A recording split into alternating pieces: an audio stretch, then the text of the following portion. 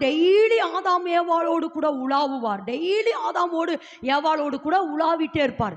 அப்படி ஒரு நாள் என்ன நடந்ததுன்னா, ஆதாமோடு ஏவாளோடு கூட உலாவும்படியாய் தேவன் தோட்டத்துக்கு வராரு. அங்க ஆதாமை தேவன் எங்க வச்சாரோ, தோட்டத்தை பண்படுத்தவும் காக்கும் அந்த இடத்துல வச்சாரு.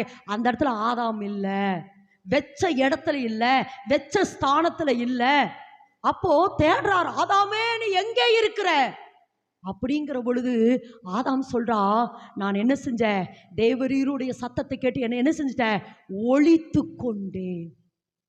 நல்ல விளங்கமா, எப்ப நம்ம கெட்டு போறோம் என்றால், எப்ப நம்ம கெட்டு போறோம் என்றால், தேவன் நமக்கு வைத்த வழி அல்லது தேவன் நமக்கு கொடுத்த திட்டம், தேவன் நம்ம மேல வச்சிருக்கிறதான நோக்கத்தை விட்டு, சித்தத்தை விட்டு, ஆமா தேவனுடைய திட்டத்தை விட்டு எப்ப நம்ம வழி விலகிறோமோ அப்பவே கெட்டு போயிட்டோம்.